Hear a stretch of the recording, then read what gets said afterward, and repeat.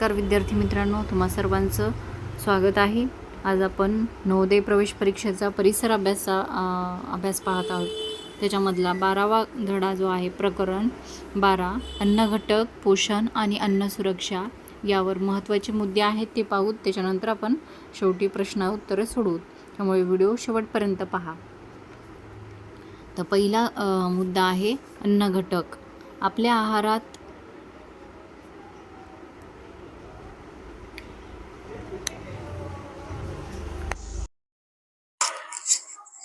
आहारात विविध अन्नपदार्थांचा समावेश केल्यामुळे आपल्या शरीराला अनेक प्रकारचे अन्न घटक मिळतात. आपल्या अन्नपदार्थात कर्बोदके, स्निग्ध पदार्थ, प्रथिने, जीवनसत्वे आणि खनिजे या प्रमुख अन्न घटकांचा समावेश असतो. कर्बोदकांमध्ये पिष्टमय पदार्थ, शर्करा आणि तंतुमय पदार्थ हे 3 पदार्थ असतात. आपण प्रामुख्याने जी तृणधान्य खातो त्यात पिष्टमय पदार्थ असतात. आपल्या आहारातील अनेक पदार्थात शर्कराही असते. उदाहरणार्थ फळे, बटाटे, पिष्टमय पदार्थांमध्येही थोड्या प्रमाणात शर्करा असते. आपण ज्या भाज्या खातो त्या भाज्यांमधील पानांच्या शिरा, सालपटे, फळांच्या साली, गहू, ज्वारी, बाजरी या धान्यांची सालपटे या सर्व गोष्टी तंतुमय असतात. कर्बोदकांमुळे आपल्या शरीराला ऊर्जा मिळते. शर्करेमुळे ही ऊर्जा जलद मिळते. अन्नपचनाच्या प्रक्रियेत तंतुमय पदार्थांमुळे अन्नपचन सोपे होते. नको अशा अन्नाचा मल तयार होतो आणि तो चौथा स्वरूपात मलाशयाकडे सहजपणे ढकलला जातो. आहारात तंतुमय पदार्थ नसल्यास मलनिस्सारण कठीण जाते आणि शौचास खडा होऊ शकतो. आपल्या आहारात स्निग्ध पदार्थांचाही समावेश असतो. स्निग्ध पदार्थांमुळे शरीराला ऊर्जा मिळतेच, त्याशिवाय हे पदार्थ आपल्या पचनसंस्थेला वंगणाचे काम करतात. लोणी, तूप आणि तेल तसेच मांस पदार्थांमधून आपणास स्निग्ध पदार्थ मिळतात. शरीराची बांधणी करणे तसेच झालेली झीज भरून काढणे हे काम अन्नपदार्थातील प्रथिनांमुळे होते. कडधान्ये, दूध, मांस, अंडी यामधून मुबलक प्रथिने मिळतात. आहारातून मिळणाऱ्या जीवनसत्वामुळे आपली रोगप्रतिकारक शक्ती वाढते. शरीरास जीवनसत्वाची गरज अल्प असली तरी अनेक प्रकारची जीवनसत्वे आपणास आवश्यक असतात. अन्यथा या जीवनसत्वाच्या अभावी आपण विविध रोगास बळी पडू शकतो.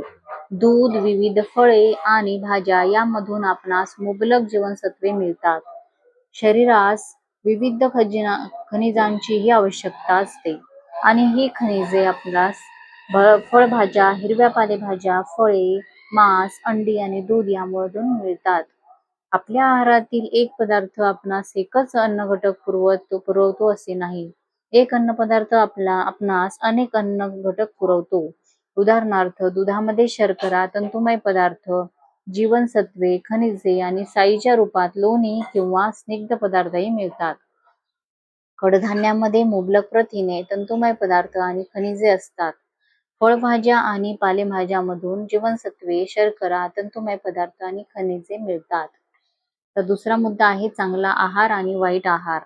शरीराला आवश्यक अशा सर्व घटकांचा समावेश असलेला संतुलित आणि पोषक आहार हा चांगला आहार असतो. त्यासाठी आपली आवड बाजूला ठेवून सर्व अन्नपदार्थांचे पुरेशा प्रमाणात नियमितपणे सेवन करणे गरजेचे आहे.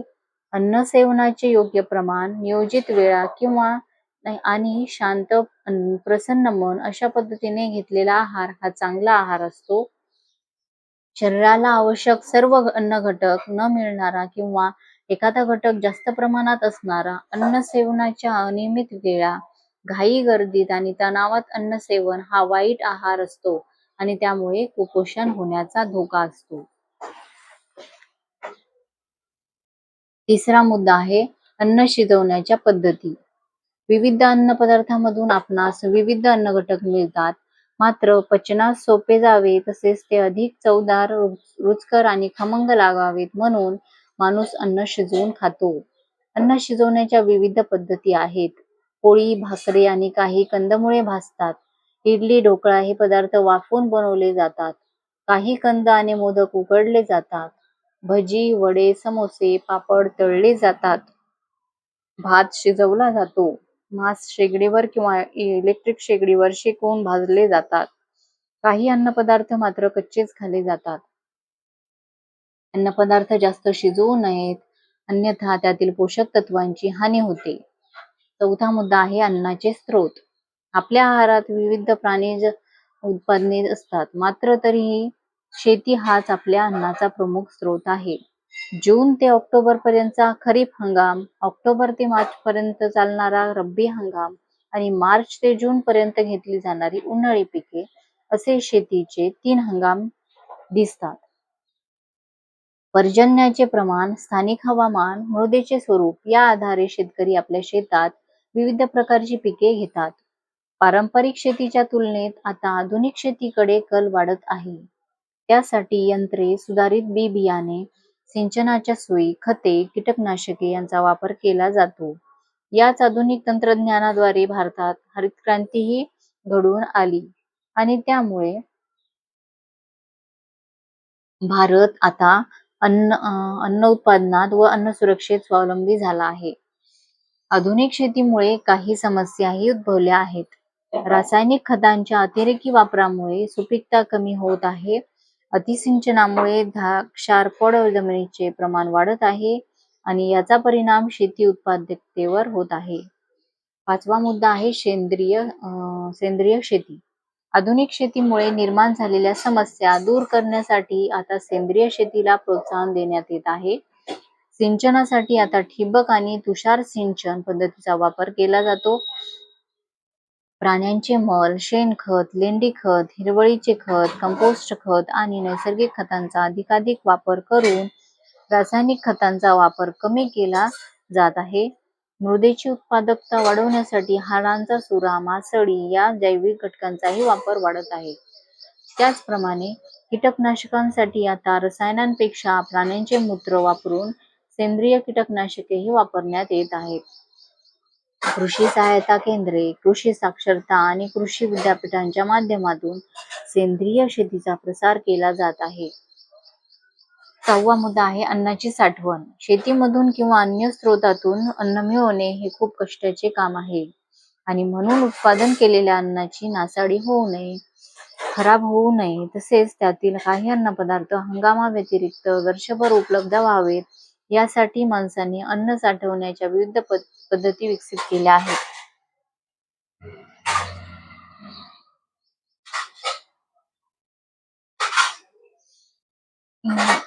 त्याच्यानंतर अन्न साठवण्याच्या पद्धतींचा नीट वापर केल्यास अन्नाला बुरशी लागत नाही, कीड लागत नाही किंवा अन्न खराब होत नाही.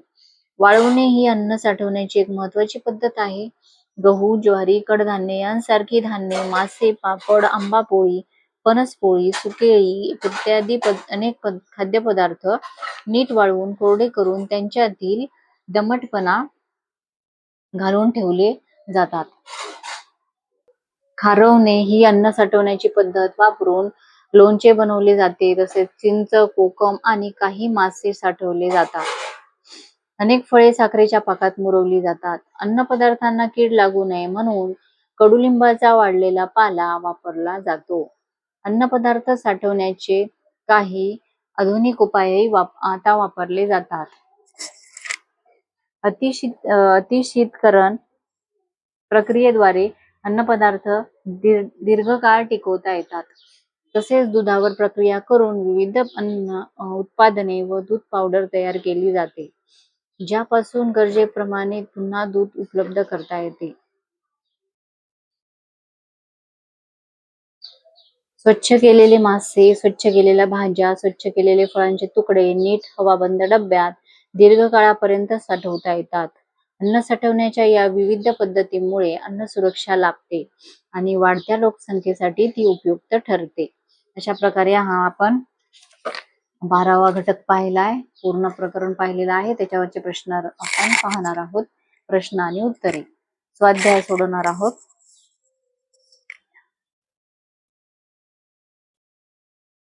प्रश्न पहिला, पुढील पैकी कोणता पदार्थ कर्बोदक म्हणून ओळखला जातो? ए तृणधान्य, बी तेलबिया, सी कडधान्य आणि डी मांस आणि अंडी. याचं उत्तर आहे पर्याय क्रमांक ए. दुसरा प्रश्न, शौचास खडा कुठल्या कारणामुळे होऊ शकतो?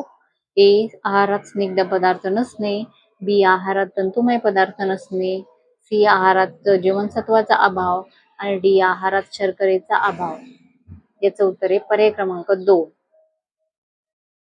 प्रश्न तिसरा, पुढीलपैकी कोणत्या कारणामुळे आपला आहार हा वाईट आहार असेल? ए आपली आवड बाजूला ठेवून सर्व पदार्थ खाणे, बी घाई गडबडीत खाणे, सी शांत आणि प्रसन्न चित्ताने खाणे आणि डी आहाराच्या नियमित वेळा पाळणे. त्याचं उत्तर आहे पर्याय क्रमांक बी, घाई गडबडीत खाणे. चौथा प्रश्न, पुढीलपैकी कोणता अन्न पदार्थ भाजून शिजवतात? ए ढोकळा, बी भात, सी मोदक आणि डी भाकरी. याचं उत्तर आहे पर्याय क्रमांक डी, भाकरी. पाचवा प्रश्न, अन्नपदार्थ गरजेपेक्षा जास्त शिजवल्यास काय होऊ शकते? ए अन्नपदार्थ रुचकर लागतो, बी अन्नपदार्थ खमंग लागतो, सी अन्नाचे पोषक तत्व नष्ट होते आणि डी अन्न चविष्ट लागते. याचं उत्तर आहे पर्याय क्रमांक सी, अन्नाचे पोषक तत्व नष्ट होते. सहावा प्रश्न, पुढीलपैकी कोणती गोष्ट सेंद्रिय शेतीशी निगडीत आहे? ए रासायनिक खत, बी रासायनिक कीटनाशक, सी क्षारपड जमीन, डी ठिबक आणि तुषार सिंचन. याचं उत्तर आहे पर्याय क्रमांक डी. सातवा प्रश्न, पुढीलपैकी कोणता अन्नपदार्थ हा खारवून टिकवला जातो? ए चिंच, बी पापड, सी दूध पावडर आणि डी फळांचा मुरंबा. तर याचं उत्तर आहे पर्याय क्रमांक ए, चिंच.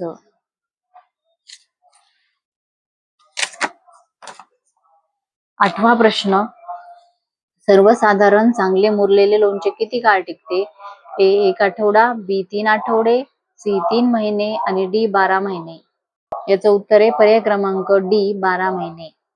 आता इथे एक परिच्छेद दिलेला आहे. हा परिच्छेद तुम्ही वाचून घ्या. तुमच्याकडे पुस्तकं आलेच असतील, ते पूर्ण परिच्छेद चांगल्या प्रकारे वाचायचा आणि मग त्याच्यावरचे प्रश्न सोडवायचे. प्रश्न पहिला, तांदूळ उत्पादनात जगात कोणता देश भारताच्या पुढे आहे? ए अमेरिका, बी चीन, सी रशिया आणि डी जपान. याचं उत्तर आहे पर्याय क्रमांक बी, चीन. भारतामध्ये हरित क्रांती कोणत्या दशकात सुरू झाली?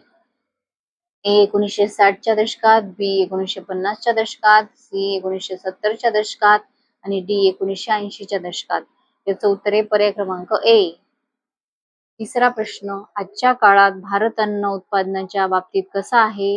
ए दुसऱ्या देशावर अवलंबून आहे, बी परदेशातून अन्न आयात करतो, सी अन्नाची कमतरता आहे आणि डी प्रामुख्याने स्वयंपूर्ण आहे. याचं उत्तर आहे पर्याय क्रमांक डी. चौथा प्रश्न, परिच्छेदात पुढीलपैकी कोणत्या मसाल्याच्या पिकाचा उल्लेख केला आहे? ए तांदूळ, बी बाजरी, सी हळद आणि डी ऊस. याचं उत्तर आहे पर्याय क्रमांक सी, हळद. पाचवा प्रश्न, कृषी उत्पादनात वाढ होण्याचे मुख्य कारण काय आहे? ए सुधारित शेती तंत्र, यांत्रिकरण आणि सिंचन व्यवस्था असणे, बी फक्त पावसावर अवलंबून राहणे, सी जुनी शेतीची अवजारे वापरणे आणि डी रासायनिक खतांचा अजिबात वापर न करणे. याचं उत्तर आहे पर्याय क्रमांक ए. तर विद्यार्थी मित्रांनो, अशा प्रकारे आपण हा परिसर अभ्यासचा 12वा प्रकरण पाहिलेला आहे. तुम्हाला व्हिडिओ आवडला असेल, समजला असेल तर व्हिडिओला नक्की लाईक करा, जास्तीत जास्त शेअर करा, ज्याने सर्वांपर्यंत आपले व्हिडिओज जातील. आणि चॅनलला सबस्क्राईब केलं नसेल तर चॅनलला सबस्क्राईब करा. व्हिडिओ बघितल्याबद्दल धन्यवाद.